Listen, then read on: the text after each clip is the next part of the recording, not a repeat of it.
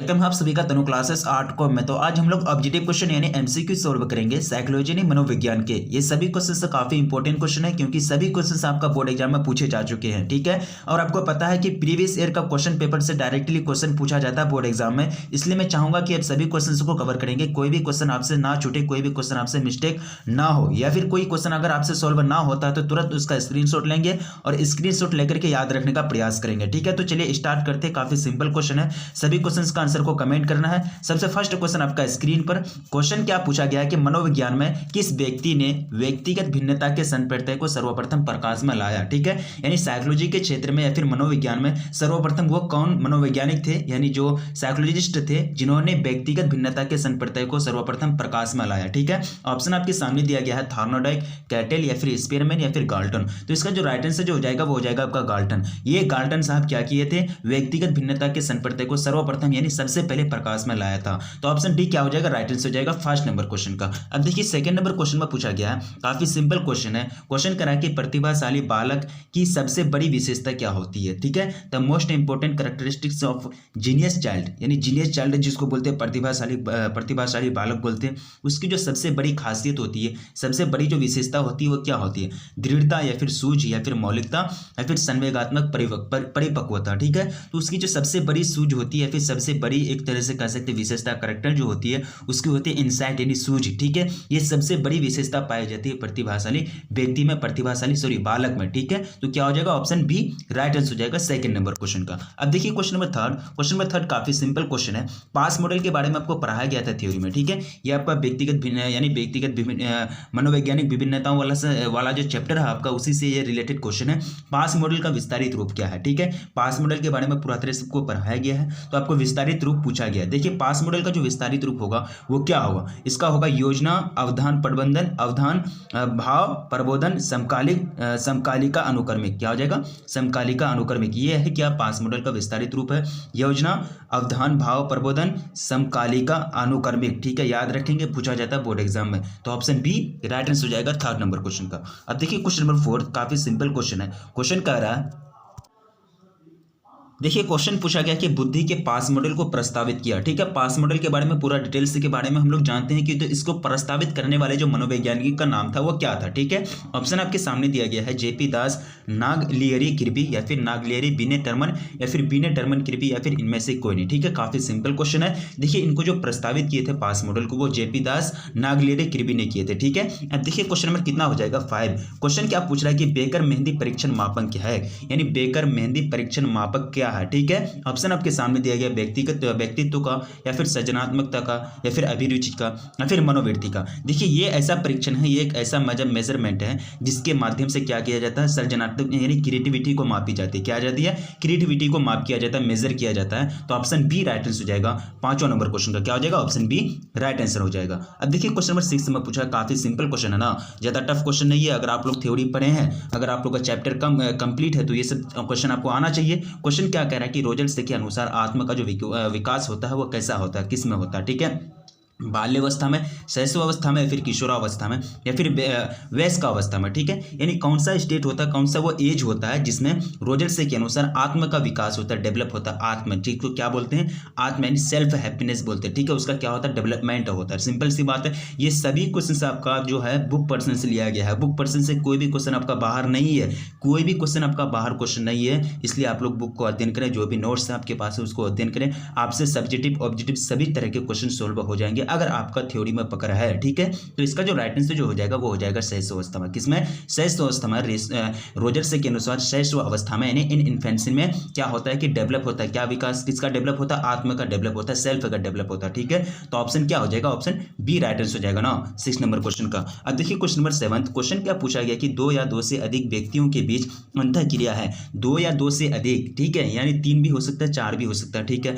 अंतःक्रिया जो होता है यानी इंटरेक्शन जो होता है 2 पर्सन पर्सन यानी बिटवीन टू पर्सन क्या इसको नाम क्या कहा गया, इसका नाम क्या कहा गया, इसको प्रयोग या फिर साक्षात्कार या फिर परामर्श या फिर परीक्षण। तो ठीक है, तो आप देखते होंगे जब साक्षात्कार, जब IAS वगैरह होती है या फिर बड़े बड़े कोई एग्जाम क्लियर कर जाते हैं, जब उनका इंटरव्यू होता है या फिर कोई मतलब ऐसे मतलब व्यक्ति होते हैं जो कहीं कंपनी में ज्वाइन करने के लिए जाते हैं, तो उनका इंटरव्यू लिया जाता है और इंटरव्यू के माध्यम से उनको मतलब सिलेक्शन किया जाता है। ठीक है, तो इंटरव्यू जब लेते हैं ना, तो उसमें 2 व्यक्ति नहीं होता है, 2 से 3 व्यक्ति होता है, आगे बैठा हुआ होता है, उनसे सवाल पे सवाल पूछते हैं। ठीक है, तो 2 या 2 से अधिक व्यक्तियों के बीच जो अंतःक्रिया हो रही है वहाँ, तो उसको क्या कहेंगे, इंटरव्यू कहेंगे ना, यानी साक्षात्कार कहते हैं। ठीक है, तो ऑप्शन बी राइट आंसर हो जाएगा 7th नंबर क्वेश्चन का। अब देखिए क्वेश्चन नंबर 8 काफी सिंपल क्वेश्चन है। क्वेश्चन कह रहा है कि संचार में कूट संकेतन की जो विशेषता है वो कौन सी है। संचार में कूट संकेतन की विशेषता आपको बताना है। ठीक है, कूट संकेतन की विशेषता क्या होती है, 8 नंबर क्वेश्चन। ठीक है, तो कूट संकेतन की जो विशेषता होती है ना, वो होती है कूट संकेत में व्यक्ति अपने विचारों को विशेष अर्थ प्रदान करता है। ठीक है,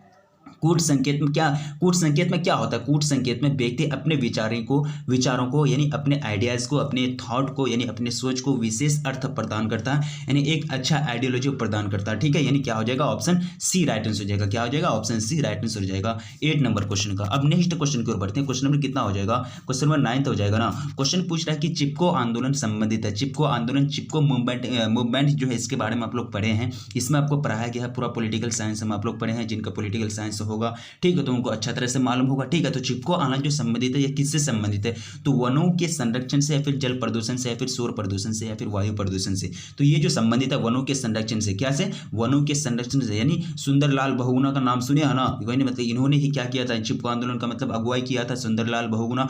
और ये चिपको आंदोलन में क्या होते थे कि लोग जो होते थे पेड़ से चिपक जाते थे, जो काटने वाले होते थे पेड़ को, उसको बोलते थे कि हमको काटो, पेड़ को मत काटो। ठीक है, चिपको आंदोलन क्यों नाम पड़ा इसका, क्योंकि पेड़ से जाकर के चिपक जाते थे और विरोध करते थे कि पेड़ को मत काटोगे तो ये जो दुनिया है, ये जो ब्रह्मांड है, ये क्या हो जाएगा, नाश हो जाएगा। ठीक है, तो इस तरह से ऑप्शन क्या हो जाएगा, ऑप्शन ए राइट आंसर हो जाएगा 9th नंबर क्वेश्चन का। अब नेक्स्ट क्वेश्चन की ओर बढ़ते हैं। क्वेश्चन नंबर 10, ओहो काफी सिंपल क्वेश्चन है। क्वेश्चन क्या पूछ रहा है कि भारतीय परिप्रेक्ष्य में निर्धन किसे कहेंगे, भारतीय परिप्रेक्ष्य में। ठीक है, यानी who was born in India context. ठीक है, इंडिया की कॉन्टेक्स्ट में, इंडिया के परिप्रेक्ष्य में ये जो निर्धन होता है, जो पुअर होता है, उसको किसको कहेंगे। ठीक है, आमदनी कम और जीवन पर्याप्त अपर्याप्त हो, या फिर आमदनी अधिक पर आवश्यकता, या फिर आमदनी और आवश्यकता दोनों अधिक हो, या फिर इनमें से कोई नहीं। सिंपल सी बात है, हम लोग निर्धन किसको कहते हैं, गरीब किसको कहते हैं, जिसके पास आमदनी कम होती है, जिसके पास पैसा ज़्यादा कम होता है, जिसके पास आय कम होती है और जीवन अपर्याप्त होता है। कहने का मतलब ये कि पर्याप्त साधन उसके पास नहीं होते जीवन जीने के लिए, यानी जिंदगी को गुजारा करने के लिए, यानी अपने आप को जीने के, यानी जिंदगी में चलने के लिए या फिर खाने पीने के लिए उसके पास पर्याप्त साधन नहीं होते, जीवन उसका अपर्याप्त में चलता है। ठीक है, आमदनी कम और जीवन अपर्याप्त, इसी को तो कहते हैं हम भारतीय लोग गरीबी। ठीक है, तो भारत के परिप्रेक्ष्य में निर्धन किसको कहेंगे, इसी को कहेंगे। तो ऑप्शन ए राइट आंसर हो जाएगा 10th नंबर क्वेश्चन का। ठीक है, अब नेक्स्ट क्वेश्चन की ओर बढ़ा जाए। काफी सिंपल क्वेश्चन है, जो भी क्वेश्चन का अगर आंसर अगर आपको आता है तो फटाफट से उसका आंसर कमेंट करेंगे। देखिए इससे क्या होता है कि आपका जो मनोबल है या फिर कॉन्फिडेंस है वो ग्रो होता है। ठीक है, और कॉन्फिडेंस तो ही चाहिए बोर्ड एग्जाम में, कॉन्फिडेंस तो ही चाहिए। ठीक है, वहां जाकर के बच्चे बौखला जाते हैं कि कौन सा ऑप्शन राइट होगा, नहीं होगा, ऐसा नहीं, कॉन्फिडेंस रखना है। कॉन्फिडेंस जिसके पास है वो अच्छे से अच्छे कुछ कर गए हैं दुनिया में। ठीक है, अब देखिए क्वेश्चन नंबर 11th में पूछा गया है कि भीड़ का जो परिणाम है वो क्या होगा। ठीक है, भीड़ का परिणाम यानी करोडिंग रिजल्ट जो होता है वो क्या होता है। 11th नंबर क्वेश्चन में ऑप्शन आपके सामने दिया गया है, व्यक्तिगत स्वतंत्रता में कमी, या फिर सामाजिक अंतःक्रिया पर नियंत्रण के अभाव की भावना, या फिर प्रदूषित वातावरण का भाव, या फिर स्थान के प्रति निषेधात्मक दृष्टिकोण। देखिए भीड़ से अगर जनरली अगर प्रभाव होगा, यानी अगर देखिए दिल्ली वगैरह में इतना आदमी भरा हुआ है, इतना आदमी ठूस ठूस के भरा हुआ है कि वहाँ मतलब आदमी सांस लेने में भी दिक्कत होता है, तो क्या होता है कि प्रदूषित वातावरण हो जाता है। क्या हो जाता है, प्रदूषित वातावरण, या वातावरण इन्वायरमेंट जो हो जाता है वो क्या हो जाता है, पोल्यूटेड हो जाता है। ठीक है, यानी पोल्यूशन पूरा फैल जाता है, जहाँ कहीं भी जाओ पूरा एकदम गैस ही गैस, यानी सांस लेने में दिक्कत, कहीं चलने में दिक्कत। ठीक है, तो प्रदूषित वातावरण का भाव यानी भीड़ का परिणाम। ठीक है, यही होता है, ऑप्शन सी राइट आंसर हो जाएगा 11th नंबर क्वेश्चन का। अब देखिए क्वेश्चन नंबर 12 की ओर बढ़ेंगे। क्वेश्चन काफी सिंपल क्वेश्चन है ना। क्वेश्चन पूछ रहा है कि आक्रामकता का जो कारक है वो कौन नहीं है, आक्रामकता का कारक कौन नहीं है। मतलब यहाँ 3 कारक आपको दिया है जो आक्रामकता का है और एक नहीं है, वो आपको चूज करके निकालना है। ठीक है, तो 12th का जो राइट आंसर जो हो जाएगा वो हो जाएगा व्यवहारपरक औषधि, यानी बिहेवियरल इन मेडिसिन। बिहेवियरल मेडिसिन जो ये जो है ये क्या है, आक्रामकता का कारक नहीं है, यानी आक्रामकता का कारक के अंतर्गत ये नहीं आते हैं। क्या हो जाएगा, एग्रीवेंशन यानी एग्रीवेंशन जो काउज होता है इसके अंतर्गत नहीं आते हैं, तो ऑप्शन सी आपका राइट आंसर हो जाएगा। 12th नंबर क्वेश्चन का क्या हो जाएगा, ऑप्शन सी राइट आंसर हो जाएगा। मैं आप लोगों से बार बार पुनः रिक्वेस्ट करता हूं, जो भी क्वेश्चन आपसे सॉल्व नहीं होता उसका आप क्या करेंगे, स्क्रीनशॉट लेंगे। देखिए आपके पास इतना टाइम नहीं है जो आप नोट बनाएंगे या फिर नोट बना के उसको लिखेंगे कॉपी में, यानी कॉपी में अच्छे तरह से सजा के नोट बनाएंगे फिर उसको याद करेंगे। टाइम नहीं है, टाइम शॉर्ट है। जो भी क्वेश्चन आपसे सॉल्व नहीं होता फटाक से उसका स्क्रीनशॉट लेंगे, याद रखने का प्रयास करेंगे। मैं बार बार इस बात को दोहराता हूं, ठीक है। अगर आप नहीं करते हैं तो फिर आपकी मर्जी, ठीक है। अब देखिए 13 नंबर क्वेश्चन में पूछा गया कि पर्यावरण मनोविज्ञान अध्ययन कराता है, यानी पर्यावरण मनोविज्ञान के अंतर्गत हम लोग क्या पढ़ते हैं। सिंपल सी बात है, यहाँ मनोविज्ञान लगा हुआ है, ठीक है। ऑप्शन आपके सामने दिया गया है, वातावरण संबंधी मनोवैज्ञानिक विषय या फिर वातावरणीय प्रदूषण या फिर अंतर समूह व्यवहार या फिर जीवन शैली एवं मनोवृत्ति, ठीक है। तो इसका जो राइट आंसर जो हो जाएगा वो हो जाएगा वातावरण संबंधी मनोवैज्ञानिक विषय। तो वातावरण संबंधी मनोवैज्ञानिक विषय कहने का मतलब ये है कि मनोविज्ञान की वातावरण में मनोविज्ञान से रिलेटेड, वातावरण में इन्वायरमेंट में मनोविज्ञान से रिलेटेड जितने भी टर्म्स होते हैं, जितने भी विषय होते हैं, वो सारे चीज का जो अध्ययन किया जाता है किसमें किया जाता है, पर्यावरण मनोविज्ञान में किया जाता है। किसमें, पर्यावरण मनोविज्ञान में। पर्यावरण में भी तो बहुत सारे एक्टिविटी होते हैं ना, पर्यावरण में भी बहुत सारे विषय होते हैं जो किसमें आते हैं, मनोविज्ञान के अंतर्गत आते हैं। तो उसका हम लोग अध्ययन करते हैं, तो उसी बुक का नाम, उसी मतलब क्या हो जाएगा, विषय का नाम, उसी मतलब शाखा का नाम क्या हो जाएगा, पर्यावरण मनोविज्ञान, ठीक है। सिंपल सी बात है। तो ऑप्शन क्या हो जाएगा, ऑप्शन ए राइट आंसर हो जाएगा 13 नंबर क्वेश्चन का। अब नेक्स्ट क्वेश्चन की ओर बढ़ा जाए, क्वेश्चन नंबर कितना हो जाएगा, 14 ना। हाँ, क्वेश्चन 14 क्या पूछ रहा है कि विश्व मानसिक स्वास्थ्य दिवस कब मनाया जाता है। विश्व मानसिक, world mental health day is celebrated on, कब मनाया जाता है डे, ठीक है। काफी सिंपल क्वेश्चन है, ये चीज आपको याद रखना चाहिए। पीछा अब ये क्वेश्चन पूछा जा चुका है, हम बोर्ड मॉडल पेपर में भी देखें, ये क्वेश्चन पूछा जा चुका है कि विश्व मानसिक दिवस जो विश्व मानसिक स्वास्थ्य दिवस जो मनाया जाता है वो कब मनाया जाता है। देखिए ये जो मनाया जाता है ये मनाया जाता है 11 अक्टूबर को। कब, 11 अक्टूबर को, यानी क्या मनाया जाता है, 11 अक्टूबर को, ठीक है। तो ऑप्शन बी करेक्ट आंसर हो जाएंगे। याद रखेंगे सभी क्वेश्चन, याद रखेंगे सभी क्वेश्चन, कोई भी क्वेश्चन आपसे ना छूटे। अब देखिए क्वेश्चन नंबर 15 में पूछा गया ना, क्वेश्चन करा कि ध्वनि प्रदूषण का जो सर्वाधिक प्रभाव होता है वो क्या होता है, यानी जो साउंड पोल्यूशन होता है, हम लोग साउंड पोल्यूशन पढ़े हैं, मृदा पोल्यूशन पढ़े हैं, उसके बाद क्या होता है वाटर पोल्यूशन पढ़े हैं, बहुत सारी चीज़, एयर पोल्यूशन पढ़े हैं, सब चीज़ हम लोग पढ़े हैं। लेकिन यह साउंड पोल्यूशन का जो सर्वाधिक प्रभाव होता है वो क्या होता है, खींच या फिर नींद में छुपता या फिर आंखों में दर्द या फिर और वो दोनों, ठीक है। तो maximum effect of sound pollution, ठीक। तो मैक्सिमम इफेक्ट जो पड़ता है वो किस में पड़ता है, तो ये जो पड़ता है ना, ये पड़ता है इसमें भी। ये क्या हो जाएगा, नींद में छुपता, नींद नहीं आएगा, साउंड एकदम पूरा ढोल ढिंडोरा पीट रहा, उधर डीजे वगैरह चल रहा, तो आपको नींद आएगा, नहीं आएगा। यानी डिस्टर्बेंस एंड स्लीप, आपको डिस्टर्ब होगा, सोने में स्लीप करने में आपको डिस्टर्ब होगा, डिस्टर्बेंस होगा, ठीक है। आंखों में दर्द भी होता है, ये भी पेन इन आइज, आंख में भी दर्द होने लगता है, ठीक है। यानी ध्वनि जब ज्यादा होती है, जब साउंड पोल्यूशन होता है तो आंख में भी दर्द होने लगती है और नींद भी नहीं आएगा आपको, यानी नींद में छुपता है, यानी डिस्टर्बेंस एंड स्लीप। तो ऑप्शन क्या हो जाएगा, डी राइट आंसर हो जाएगा, अ और वो दोनों, ठीक है, अ और वो दोनों, ठीक है। तो क्या हो जाएगा, ऑप्शन डी करेक्ट आंसर हो जाएगा ना 15 नंबर क्वेश्चन का। सिंपल सा बात है, आप पढ़ के भी दे सकते हैं, ठीक है, समझ के भी दे सकते हैं, थोड़ा सा टाइम देंगे, 1-2-4 सेकंड अच्छे से पढ़ेंगे, ठीक है। अब देखिए क्वेश्चन नंबर 16 में पूछा गया, क्या पूछा गया क्वेश्चन की नॉर्मन ट्रिपलेट का जो अध्ययन संबंधित है, ये किससे संबंधित है, ठीक है। Study of Norman triplet is related with, ठीक है, परोपकारिता से या फिर सामाजिक सुकुरीकरण से या फिर सामाजिक श्रम वायन से या फिर सामाजिक संघर्ष से, ठीक है। सिंपल सी बात है। 16 नंबर क्वेश्चन, तो ये जो संबंधित है ना, ये है सामाजिक सुकुरीकरण से, किससे, सामाजिक सुकुरीकरण से, यानी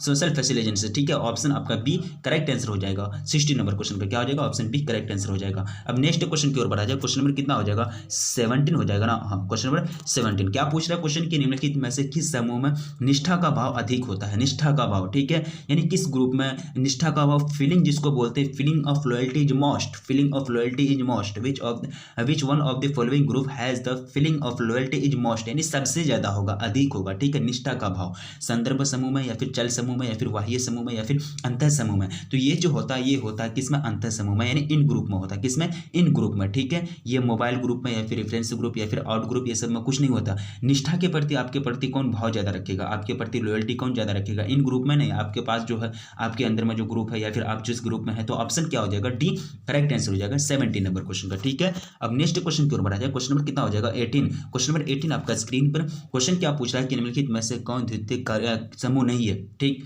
द्वितीयक समूह नहीं है। ऑप्शन आपके सामने दिया गया, राजनीतिक दल या फिर विद्यालय या फिर औद्योगिक संगठन, या फिर इनमें से कोई नहीं। तो द्वितीयक समूह नहीं है वो आपको चूज करके निकालना, ठीक है। तो यहाँ मतलब है दो गो है द्वितीयक समूह, लेकिन एक नहीं है, वो आपको चूज करके निकालना है, ठीक है। तो यहाँ जो हो जाएंगे विद्यालय, ये द्वितीयक समूह के अंतर्गत नहीं आती है, द्वितीयक समूह के अंतर्गत नहीं आते। ऑप्शन बी आपका राइट आंसर हो जाएगा। हाँ, एक बात मैं आप लोगों से बोलना चाहता हूँ, प्लीज लाइक कर दीजिएगा वीडियो को, ठीक है। हमको याद भी नहीं रहता, लास्ट में आप लोग लाइक नहीं करते, प्लीज वीडियो को लाइक कर दीजिएगा। वीडियो बनाने में काफी मेहनत लगती है, अगर आप लाइक करेंगे तो आपका लाइक से हम लोग को मनोबल मिलता है और भी हम लोग को पढ़ाने का एक तरह से जज्बात होती है कि नए बच्चे को पढ़ाया जाए, ठीक है। आप लोग लाइक नहीं करते, प्लीज लाइक कर दीजिए, ठीक है। अब देखिए क्वेश्चन नंबर कितना हो जाएगा 19। क्वेश्चन नंबर 19 क्या पूछ रहा है कि पूर्वाग्रह में घटकों की संख्या होती है। पूर्वाग्रह में जो घटक होते हैं यानी जो कंपोनेंट्स होते हैं, टोटल कंपोनेंट्स किसमें पाए जाते हैं, किसमें पूर्वाग्रह में। पूर्वाग्रह में जो घटक की संख्या होती है वो टोटल कितनी होती है, 3, 5, 2 या फिर 4। तो टोटल जो घटक होते हैं, टोटल जो कंपोनेंट्स होते हैं पूर्वाग्रह में वो होते हैं 3। कितना, 3, ओनली 3 पाए जाते हैं। कितना, 3। पूर्वाग्रह में घटकों की संख्या 3, पूर्वाग्रह में घटकों की संख्या 3, ठीक है। अब सिर्फ 3 याद रखेंगे, ठीक है, याद रखना है हर हाल में, ठीक है। तो ऑप्शन क्या हो जाएगा, ऑप्शन ए राइट आंसर हो जाएगा 19 नंबर क्वेश्चन का, ठीक है। अब सिंपल क्वेश्चन है, अब नेक्स्ट क्वेश्चन की ओर बढ़ेंगे। मनोवृत्ति से क्या तात्पर्य है, ठीक है। एटीट्यूड रिफर्स टू, एटीट्यूड्स आपको पढ़ाया गया, एप्टीट्यूड, एटीट्यूड, उसके बाद मनोवृत्ति, उसके बाद क्या होता है, ego, super ego, ID, id जिसको बोलते हैं, ये सारा चीज आपको पढ़ाया गया। अगर आप नहीं कवर किए तो फिर आप कवर कर सकते हैं, ठीक है, शॉर्ट टाइम में। अब देखिए मनोवृत्ति का सिर्फ तो तात्पर्य मानी मनोवृत्ति से जो मतलब होता है, क्या इसका बिहेवियरल या फिर व्यवहार में परिवर्तन, या फिर चेंज इन बिहेवियर जिसको बोलते हैं, मूल्यों में परिवर्तन यानी चेंज इन वैल्यूज, या फिर मत का निर्माण, या फिर फॉर्मेशन ऑफ ओपिनियन, या फिर इनमें से कोई नन ऑफ दिस, ठीक है। तो आपको करेक्ट आंसर चूज करना कि मनोवृत्ति से जो मतलब होता है, तो मनोवृत्ति का मतलब होता है व्यवहार में परिवर्तन यानी चेंज इन बिहेवियर। क्या हो जाएगा, चेंज इन बिहेवियर यानी व्यवहार में परिवर्तन मनोवृत्ति का मतलब होता है, ठीक है। तो क्या राइट आंसर हो जाएगा, क्या हो जाएगा, ऑप्शन ए बिल्कुल राइट आंसर हो जाएगा। क्या हो जाएगा, ऑप्शन ए बिल्कुल राइट आंसर हो जाएगा। अब देखिए क्वेश्चन नंबर कितना बढ़ेंगे, क्वेश्चन नंबर 21। योग एक है, योग यानी योगा जिसको बोलते हैं, योगा क्या है, आघात चिकित्सा है, या फिर जैव आयुर्विज्ञान चिकित्सा है, या फिर वैकल्पिक क्या हो जाएगा, वैकल्पिक चिकित्सा है, या फिर मानसिक शल्य चिकित्सा है, ठीक है। योगा एज योगा तो योगा जो है ना, योगा को रखा गया है वैकल्पिक चिकित्सा के अंतर्गत, ठीक है। यानी क्या, किसके अंतर्गत, इंडिजिनियस थेरेपी के अंतर्गत इसको रखा गया है, यानी वैकल्पिक चिकित्सा के अंतर्गत इसको रखा गया है योगा को। तो ऑप्शन सी करेक्ट आंसर हो जाएंगे 21 नंबर क्वेश्चन का, ठीक है। अब नेक्स्ट क्वेश्चन की ओर बढ़िए। क्वेश्चन नंबर 22 में पूछा गया कि विश्व योग दिवस कब मनाया जाता है, विश्व योग दिवस कब मनाया जाता है। ओह, काफी सिंपल क्वेश्चन है, विश्व योग दिवस के बारे में पूछ रहा है, ठीक है। ऑप्शन आपके सामने 21 जुलाई, 21 जून, 21 मई, या फिर 21 अगस्त को, ठीक है। World yoga day is celebrated on, ठीक है। तो ये जो सेलिब्रेट किए जाते हैं, ये किए जाते हैं 21 जून को। कब किए जाते हैं, 21 जून को विश्व योगा दिवस मनाया जाता है, 21 जून को विश्व योगा दिवस मनाया जाता है, ठीक है। अब नेक्स्ट क्वेश्चन की ओर बढ़ेंगे। Question number 23। क्वेश्चन नंबर 23 क्या पूछ रहा है कि गेस्टाल्ट चिकित्सा एक प्रकार है, गेस्टाल्ट चिकित्सा एक प्रकार है, किसका प्रकार है, समूह चिकित्सा का, या फिर व्यक्तिगत चिकित्सा का, या फिर अंशतः समूह तथा अंशतः व्यक्तिगत चिकित्सा का, फिर न समूह चिकित्सा न व्यक्तिगत, ठीक है। तो ये जो ना ये प्रकार है, किसका प्रकार है वो आपको बताना है 23 में ना 23। हाँ, इसका हो जाएंगे समूह चिकित्सा। क्या हो जाएंगे, समूह चिकित्सा यानी गेस्टाल्ट चिकित्सा जो प्रकार है ये समूह चिकित्सा का एक प्रकार है, ठीक है। तो ऑप्शन ए आपका राइट आंसर हो जाएगा 23 नंबर क्वेश्चन का। अब देखिए क्वेश्चन नंबर 24 की ओर बढ़ेंगे। क्वेश्चन पूछा गया कि इनमें से कौन, क्या पूछ रहा है कि इनमें कौन मादक द्रव्य नहीं है, ठीक है। Which is not a substance abuse, ठीक है। मादक द्रव्य कोकेन, कॉफी, या फिर स्मोक, या फिर अफीम। देखिए आपको यहाँ मादक द्रव्य चूज करना है, ठीक है, सिंपल सा बात है। देखिए कोकेन जो है ये भी एक तरह से नशीला पदार्थ है, स्मोक ये भी नशीला पदार्थ है, ये भी अफीम जो है ये भी नशीला पदार्थ है। कॉफी तो हम लोग सब पीते हैं, तो ये नशीला पदार्थ नहीं है, कॉफी सब पीते हैं ना। ये जब नशीला पदार्थ बन जाएगा, इसको अगर नशीला पदार्थ का कैटेगरी में अगर ढकेल दिया जाएगा तो हम लोग क्या करेंगे, हम लोग और क्या पीने के लिए रहेगा हम लोग के पास, ठीक है। कॉफी ही है जो हम लोग पीते हैं, ठीक है, कॉफी हो गया, चाय हो गया, ठीक है। तो कॉफी जो है ये क्या है, मादक द्रव्य नहीं है, ठीक है, क्या नहीं है, मादक द्रव्य नहीं है। Coffee is not substance abuse, ठीक है। तो ऑप्शन बी आपका करेक्ट आंसर हो जाएंगे, ठीक है। ऐसे भी दिमाग लगा सकते हैं, ठीक है। अफीम ये सब तो आपका जो ये दिया है नशीला वाला पदार्थ दिया, कोकेन, स्मोक और अफीम, ठीक है। अब देखिए क्वेश्चन नंबर 25। क्वेश्चन क्या पूछ रहा है कि द्विध्रुवीय, क्या पूछा क्वेश्चन कि द्विध्रुवीय विकार के 2 ध्रुव हैं, द्विध्रुवीय विकार के 2 ध्रुव हैं। कौन सा ध्रुव है, तर्क संगत तथा अतर्क संगत, मनोग्रस्ति तथा बाध्यता, स्नायु विकृति तथा मनोविकृति, उन्माद तथा विषाद, ठीक है। दो पोल पूछा गया, यानी 2 पोल्स पोल्स यानी बाइपोलर डिसऑर्डर आर, ठीक है, 2 पोल्स पूछा गया। तो इसका जो करेक्ट आंसर हो जाएगा ना, तो दो पोल हो जाएगा इसका मनोग्रस्थित तथा बाह्यता, क्या हो जाएगा, मनोग्रस्थित तथा बाह्यता द्विध्रुव विकार के 2 ध्रुव हैं, तो ऑप्शन बी करेक्ट आंसर हो जाएंगे 25 नंबर क्वेश्चन, क्या हो जाएगा, ऑप्शन बी करेक्ट आंसर हो जाएगा 25 नंबर क्वेश्चन का। अब देखिए क्वेश्चन नंबर 26 से की ओर बढ़ेंगे। क्वेश्चन नंबर 26 आपसे पूछ रहा है कि इनमें कौन असामान्यता के जैविक कारण नहीं है, इनमें कौन असामान्यता के जैविक कारक नहीं है, शारीरिक संरचना, आरंभिक वंचन या फिर आनुवंशिकता या फिर अंतःस्रावी ग्रंथियों का प्रभाव, ठीक है। तो यहाँ जो हो जाएंगे बायोलॉजिकल कॉज एबनॉर्मलिटी, तो ये आपको चूज करना है बायोलॉजिकल कॉज एबनॉर्मलिटी, है ना।